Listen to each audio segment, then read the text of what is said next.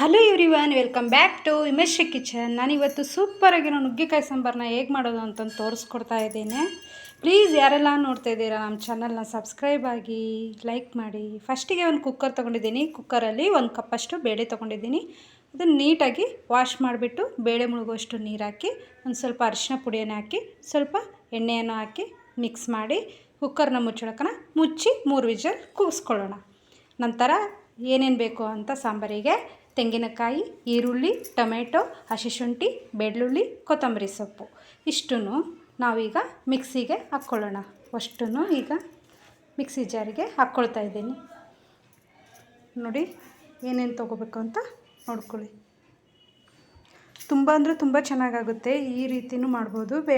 ಮಸಾಲೆ ಇಲ್ಲದ ಕೂಡ ಆ ರೀತಿಯೂ ಮಾಡಿರ್ಬೋದು. ಇದು ತುಂಬ ಅಂದರೆ ತುಂಬ ಚೆನ್ನಾಗಾಗುತ್ತೆ ಮತ್ತು ಮುದ್ದೆ ಮಾತ್ರ ಸೂಪರ್ ಕಾಂಬಿನೇಷನ್.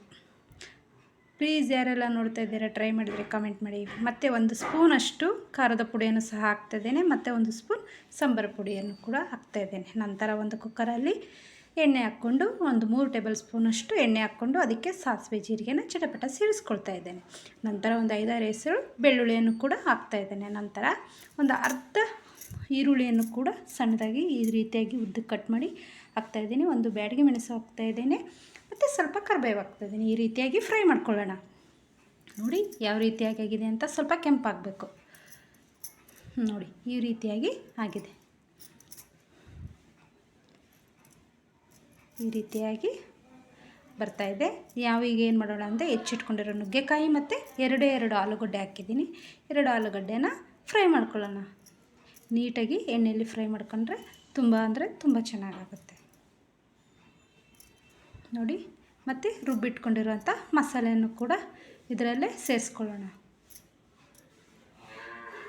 ಮಸಾಲೆನ ಇದರಲ್ಲೇ ಸ್ವಲ್ಪ ಫ್ರೈ ಮಾಡ್ಕೊಳ್ಳೋಣ. ನೋಡಿ ಫ್ರೆಂಡ್ಸ್, ಯಾವ ಥರ ಕಾಣಿಸ್ತಾ ಇದೆ ಅಂತ ನೋಡಿ. ತುಂಬ ಅಂದರೆ ತುಂಬ ಚೆನ್ನಾಗಾಗುತ್ತೆ. ನಂತರ ಹುಣಸೆ ಹಣ್ಣಿನ ರಸವನ್ನು ಸ್ವಲ್ಪ ಸೇರಿಸ್ಕೊಳ್ಳೋಣ. ನುಗ್ಗೆಕಾಯಿ ಆಲೂಗಡ್ಡೆ ಎಲ್ಲ ಸ್ವಲ್ಪ ಉಪ್ಪು ಹುಳಿ ಹೀರ್ಕೊಳ್ಳುತ್ತೆ ಅದಕ್ಕೆ. ನಂತರ ಬೇಳೆಗೆ ಬೇಯಿಸ್ಕೊಂಡಿದ್ವಲ್ಲ ಆ ಕಟ್ಟನ್ನು ಸಹ ಇದಕ್ಕೆ ಮಿಶ್ರಣ ಮಾಡೋಣ.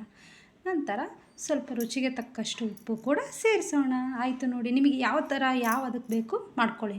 ಸ್ವಲ್ಪ ನೀರು ಹಾಕಿದ್ದೀನಿ.